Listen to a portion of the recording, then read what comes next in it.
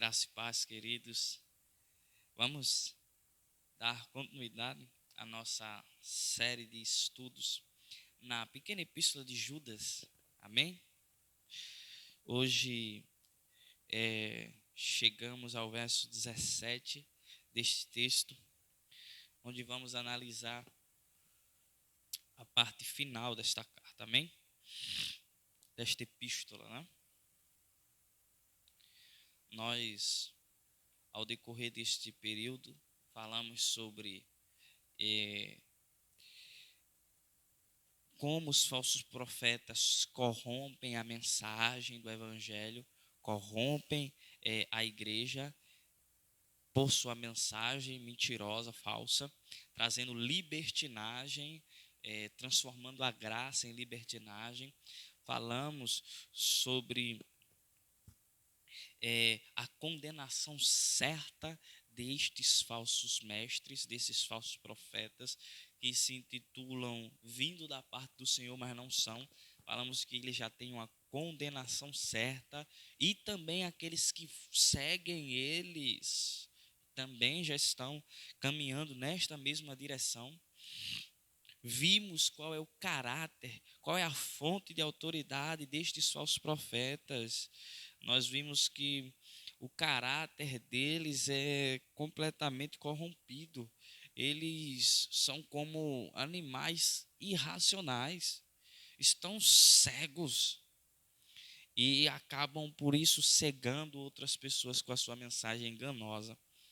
Mas hoje vamos considerar a segunda parte do texto, pois dos versos 3 ao verso 16, nós consideramos a carta, nós observamos, na verdade, na carta, um tom apostólico, incisivo, totalmente oposto àqueles falsos líderes, totalmente averso àqueles ensinos, muito rude, muito bravo.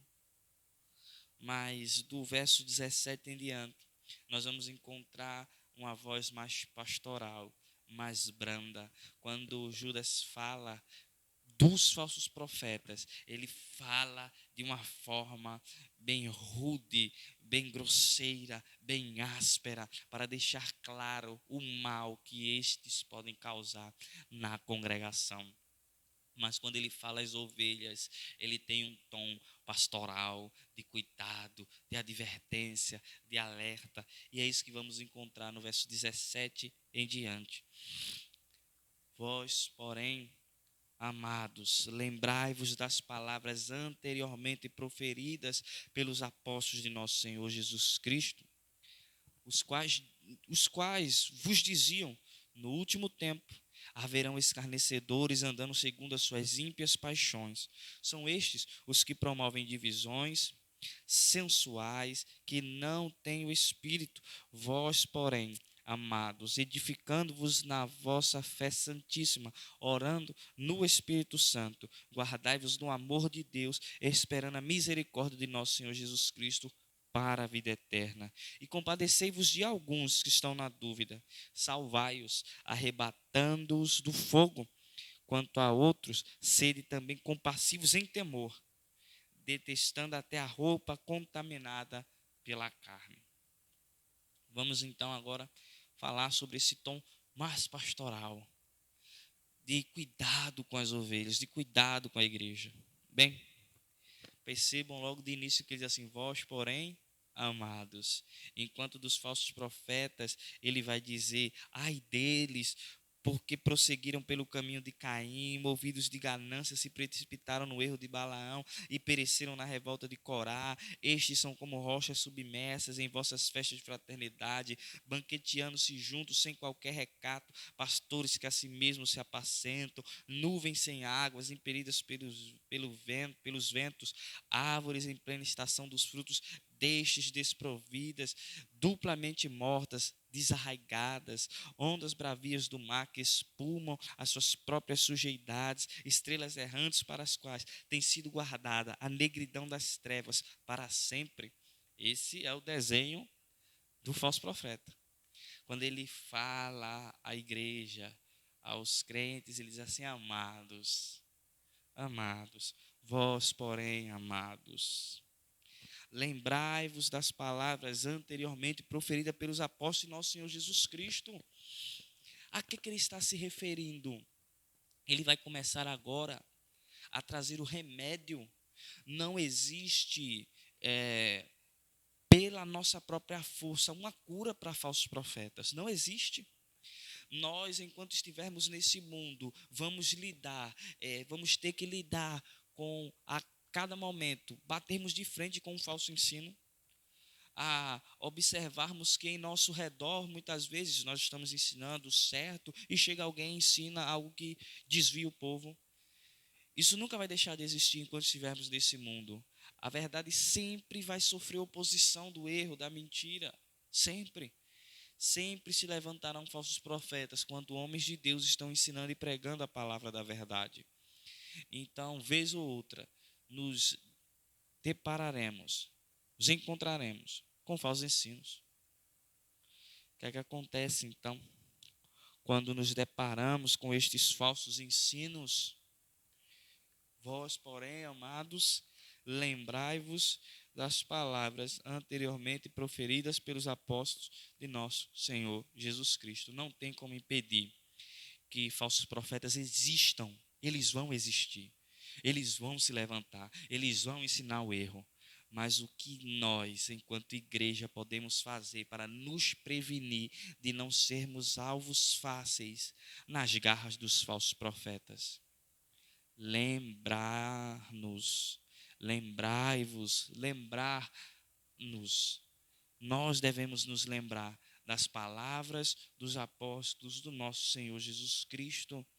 Que palavras são essas? Onde encontramos elas? As palavras que podem nos guardar seguros de cairmos nos erros dos falsos ensinos. Na Escritura. Então, o que Judas está dizendo aqui é que nós devemos retornar à Escritura, pois na Escritura nós vamos ter o depósito da verdade, pois na Escritura nós vamos encontrar aquela palavra que nos tira de todo erro, que nos livra de todo engano. É na Escritura, queridos, que os falsos profetas, eles caem. Não tem como impedir que eles apareçam pelo mundo, não tem como impedir que um ou outro bata em nossa porta e tente trazer algum ensino que traga confusão para a nossa mente. Não tem como impedir que eles existam, não tem. Não tem.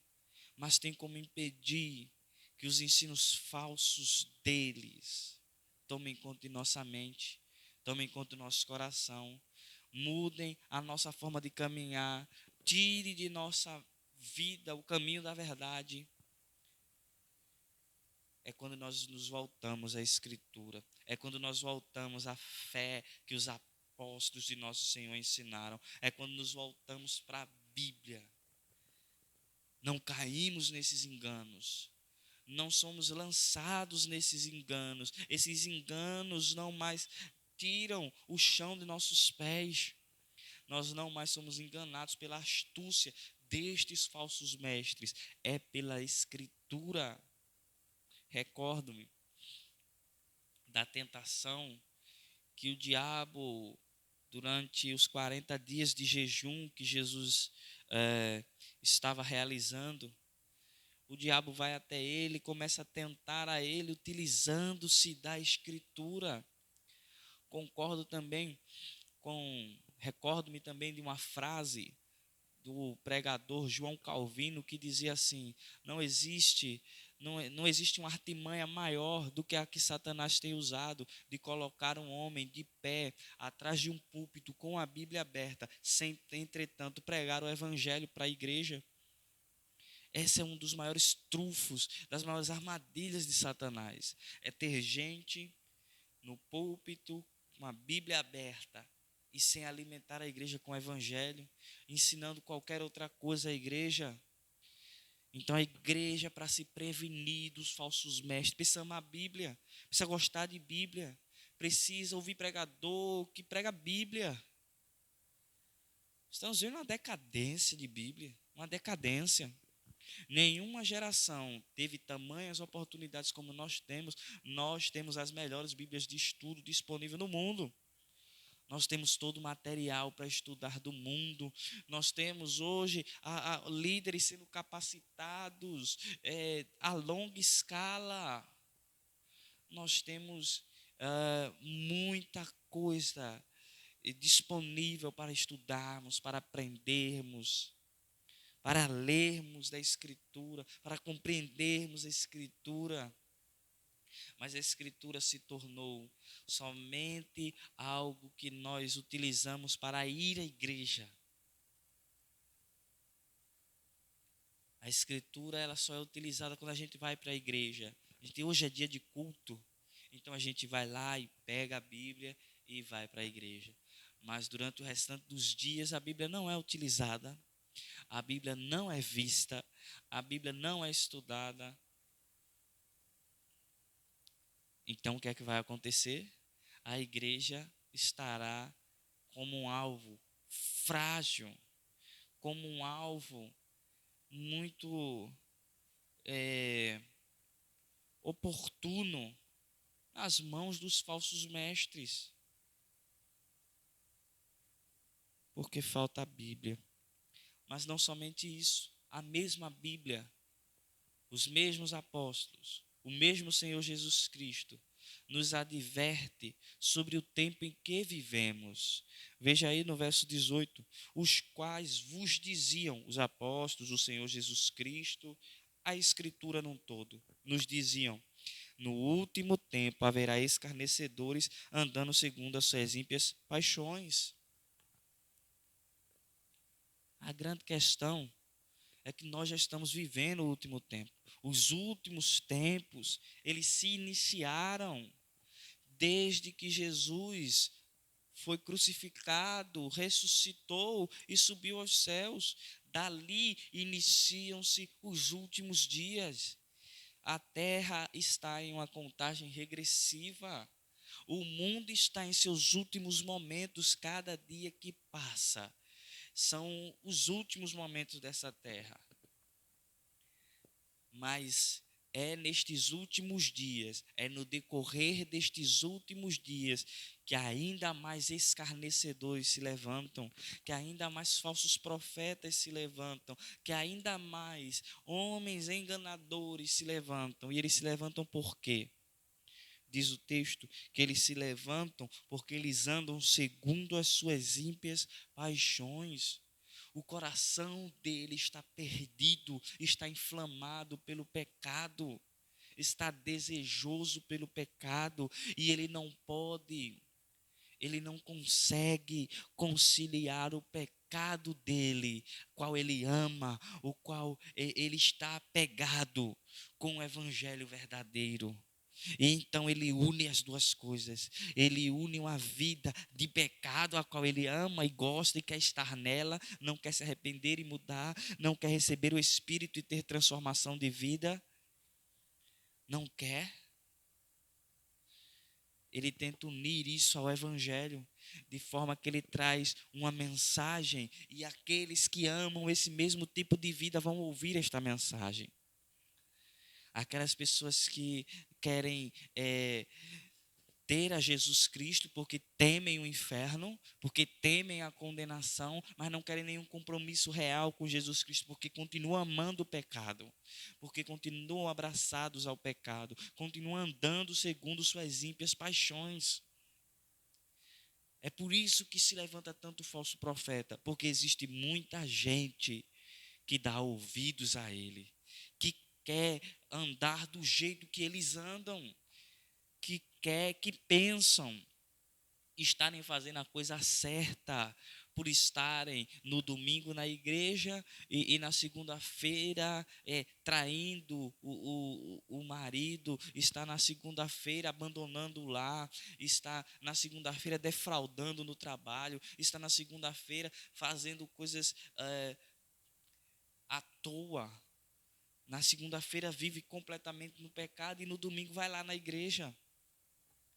Estão andando segundo as suas ímpias paixões e os falsos profetas levam atrás de si essas pessoas que amam viver no pecado, mas também não querem ser condenadas no final.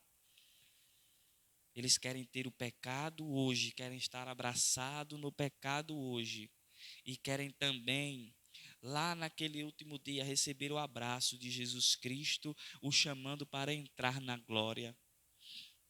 Queridos, você vai ter que decidir de que lado que você está. Não tem como ter os dois. Aqueles que vivem essa vida, já está escrito a respeito deles. Uma vida que quer abraçar Jesus e ao pecado, ela só tem um discurso a ouvir naquele último dia: apartai-vos de mim, vós que praticais a iniquidade. Os que andam na iniquidade, eles não têm parte no reino. A única palavra de Jesus que ele vai ouvir é: apartai-vos de mim. Não existe outra. Mas então, primeiro, devemos lembrar das Escrituras e saber que nestes últimos tempos essas coisas vão acontecer mesmo. Falsos profetas vão se levantar mesmo. Falsos profetas vão atrair muita gente mesmo. Esta é a realidade da Escritura. Então devemos nos guardar na Escritura. Essa é a primeira coisa que o texto nos ensina. E estarmos também preparados para o surgimento desses falsos mestres em abundância e levando muita gente. Mas então o verso 19 vai dizer: são estes os que promovem divisões sensuais, que não têm o Espírito. Essa é a característica do falso profeta. Quando eles chegam com o seu ensino, com as suas ímpias paixões do coração, eles promovem divisões, eles promovem sensualidade, que seria a melhor tradução aí do texto, porque eles não têm o Espírito. Eles não têm o Espírito. O que está nele são as suas ímpias paixões, é a sua sensualidade, ou a sua imoralidade, a sua carnalidade. Eles não têm Espírito de Deus. Eles andam segundo si mesmo. Eles andam conforme as loucuras do seu coração, os devaneios do seu coração. Não é o Espírito que governa a vida deles. A pregação deles não tem o Espírito Santo, mas atrai muita gente, porque o coração é igualzinho, porque os desejos são os mesmos. Mas eles não têm o Espírito. Quando essas pessoas pregam, quem fala ao coração daquelas pessoas que estão ali ouvindo não é o Espírito de Deus. E aqui nós temos um alerta a fazer. Olha o que esse texto está dizendo. Olha o que esse texto está ensinando. Nem todo mundo que prega tem o Espírito Santo. Nem todo mundo que se coloca atrás de um púlpito, abre uma Bíblia e fala para a igreja, tem o Espírito Santo. Nem todo mundo. Alguns estão atrás do púlpito com a Bíblia aberta e as pessoas estão achando receber alguma mensagem de Deus, mas eles não têm Espírito. Não é o Espírito Santo que está falando.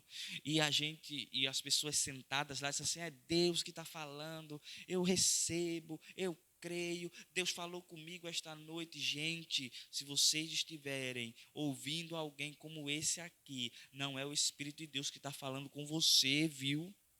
Não é. É qualquer outro espírito, é qualquer outra coisa, mas não é o de Deus.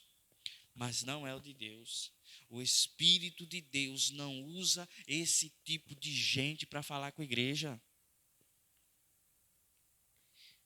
Isso é muito sério.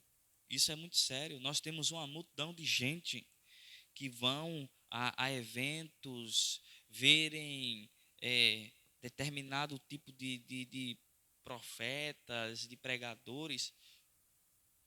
Perdão. E ao chegarem lá, eles dizem assim: Deus falou comigo. Eu senti Deus falar comigo. E no outro dia, aquela vida está afundada ainda mais no pecado. E você diz assim: mas Deus não falou com você ontem? Ele disse assim: exatamente.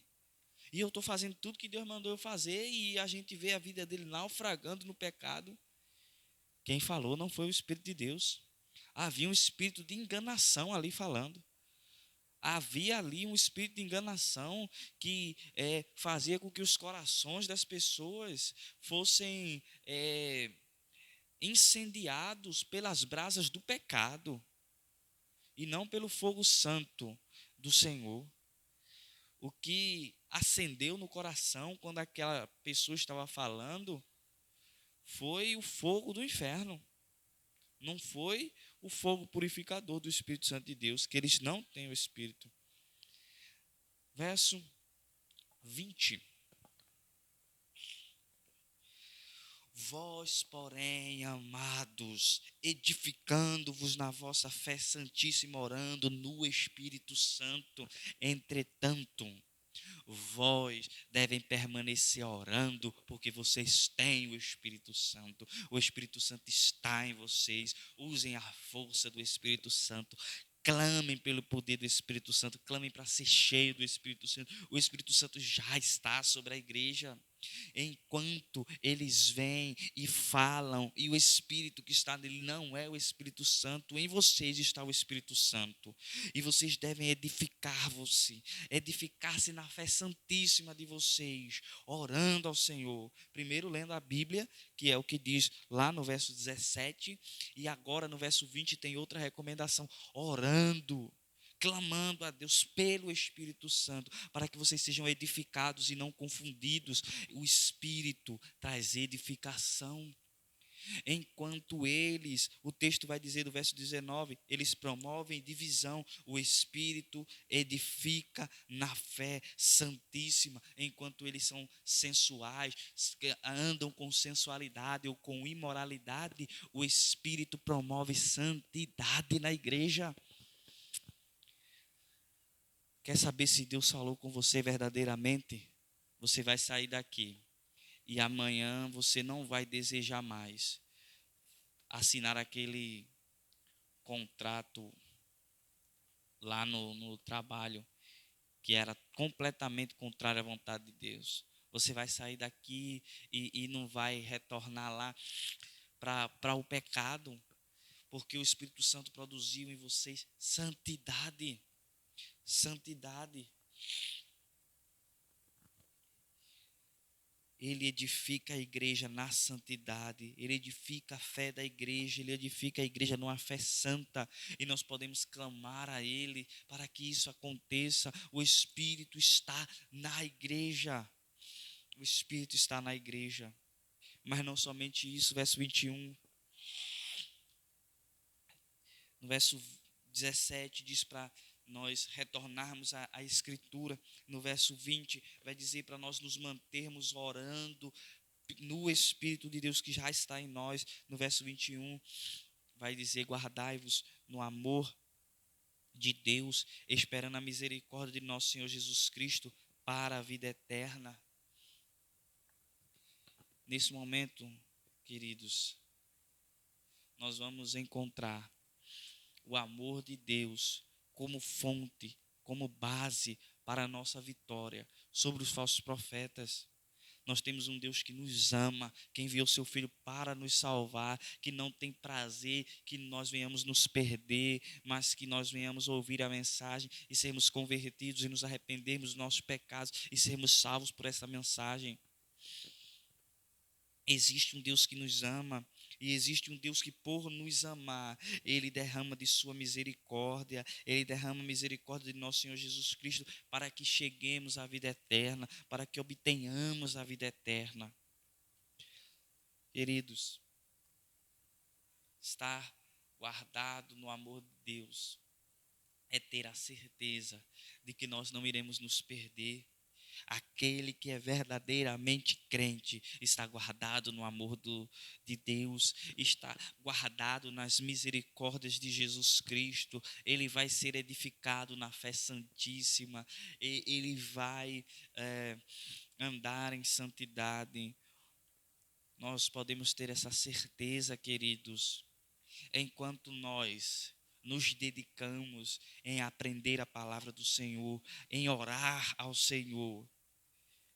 Deus lá dos céus estende suas mãos e pelo amor dele é derramado sobre nós as misericórdias de Jesus Cristo, de forma que nós, diante desta guerra, venceremos e obteremos a vida eterna. É o que o texto do verso 21 vai dizer. Então, no verso 22 vai ser dito: compadecei-vos de alguns que estão na dúvida, salvai-os arrebatando-os do fogo, quanto a outros sede também compassivos em temor, detestando até a roupa contaminada pela carne. Falso profeta, ele é habilidoso. Falso profeta, ele é habilidoso. Tenha certeza disso. Ele é habilidoso. Não pense que falso profeta é sempre alguém que desconhece a Escritura. Não, falso profeta é habilidoso. O texto vai dizer assim para nós: compadecei-vos de alguns que estão na dúvida. Na dúvida. O falso profeta, com as mensagens falsas deles, entram na mente das pessoas, conseguem cativar a mente das pessoas, conseguem modelar a mente das pessoas, fazer com que elas achem que o certo é, que o errado é certo e que o certo é errado. Eles têm essa habilidade de torcer a verdade. E o que é que a gente deve fazer?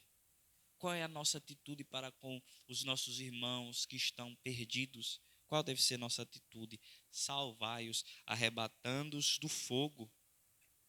O que é isso, salvai-os arrebatando do fogo? Eles estão, essa dúvida corroendo eles, é como um fogo abrasador. A gente deve ir lá e tirar eles de lá. E tirar e arrancar essas dúvidas dele lá. Colocar as certezas do Espírito de Deus, das misericórdias de Jesus Cristo e do amor de Deus na vida dele de volta. Trazer ele de volta à verdade. E isso vai arrebatar eles do fogo, arrancar eles do fogo. Arrancar eles daquelas dúvidas malignas que fazem com que eles estejam abrasados com aquela mensagem. Mas existem alguns que a dúvida foi longe demais. A dúvida foi longe demais. E vai dizer assim: a outros, quanto a outros, sede também compassivos em temor, detestando até a roupa contaminada pela carne. Há outros que não é somente a dúvida que permeou sua mente, mas ele está andando naqueles caminhos. Eles estão trilhando os caminhos que os falsos profetas ensinaram. Mas eles estão na inocência do seu coração, eles não entendem que aquele caminho é de morte. Eles foram cegados pela mensagem dos falsos profetas. Devemos também ser compassivos com eles, mas compassivos em temor. O que é isso? Compassivos em temor. Com cuidado, com cautela. Vai lá salvar ele, mas cuidado para não ficar lá com ele também. Um exemplo muito sutil disso aqui é mais ou menos assim.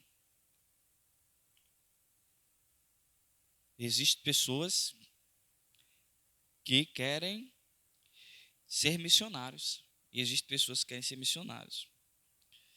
E eles têm problemas graves, por exemplo, matrimoniais. E eles querem ser missionários aonde? Missionários no meio de lugares onde existem prostíbulos. Isso não vai dar certo. Ele tem que ter o casamento dele bem resolvido, para estarem envolvidos com esse trabalho, para estarem envolvidos nessa causa. Caso contrário, ele vai naufragar ali naquele lugar, porque ele está numa área perigosa para ele.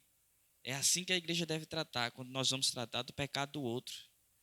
A gente vai tratar do pecado do outro, a gente deve ir com cuidado redobrado, para que a gente não fique por lá também, para que a gente não caia lá. O final verso 24 e 25 vai dizer: ora, aquele que é poderoso para vos guardar de tropeços e para vos apresentar com exultação, imaculados diante de sua glória. Ao único Deus, nosso Salvador, mediante Jesus Cristo, Senhor nosso, glória, majestade, império e soberania, antes de todas as eras, e agora e por todos os séculos. Amém. Amém. Ele termina com uma espécie de adoração a Deus, demonstrando a sua confiança de que Deus é poderoso para nos guardar dos tropeços, de que Deus em Cristo nos livra dos tropeços, que Deus em Cristo, pelo poder do Espírito Santo, nos leva limpos para diante da presença de Deus naquele grandioso dia. Ele começa falando dos falsos profetas, das ameaças que eles são, de como nós devemos nos guardar, mas ele, enfim, termina louvando a Deus com a confiança de que Deus, que é aquele que inicia a boa obra em nós, ele vai completar essa boa obra, ele vai nos guardar limpos e mediante Jesus Cristo, ele vai nos apresentar perfeitos diante da glória do Pai e pelo poder do Espírito Santo, lá chegaremos. Que esse louvor seja o nosso louvor em meio a esses dias, esses últimos dias em que os falsos profetas aparecem, que esses falsos profetas são ardilosos, habilidosos e levam as pessoas à confusão. Nós devemos estar certos. O nosso Deus nos guardará. O nosso Deus não permitirá que vacilem os nossos pés. O nosso Deus não permitirá que nós venhamos andar no caminho do erro e perecer no fogo. De forma que os verdadeiros ministros, queridos, serão para vocês os instrumentos de Deus pelo qual Ele livrará as vossas vidas do fogo. Sejam gratos a Deus pelos pastores verdadeiros, pelos líderes que Deus verdadeiramente levantou, porque eles são instrumentos pelo qual Deus está preservando sua igreja na verdade, diante de um mundo em que dia após dia surgem novos enganos, novos ensinos, novas doutrinas, novos falsos mestres. Deus continua também levantando trabalhadores para a sua seara, para que a sua seara seja protegida dos enganadores, dos lobos, daqueles que só querem destruir a igreja. Nós somos gratos a Deus por nos guardar, por nos preservar diante desse mundo caótico, onde o engano tem governado e a verdade tem sido desacreditada. Ele nos guardará. Ele nos tem guardado até hoje.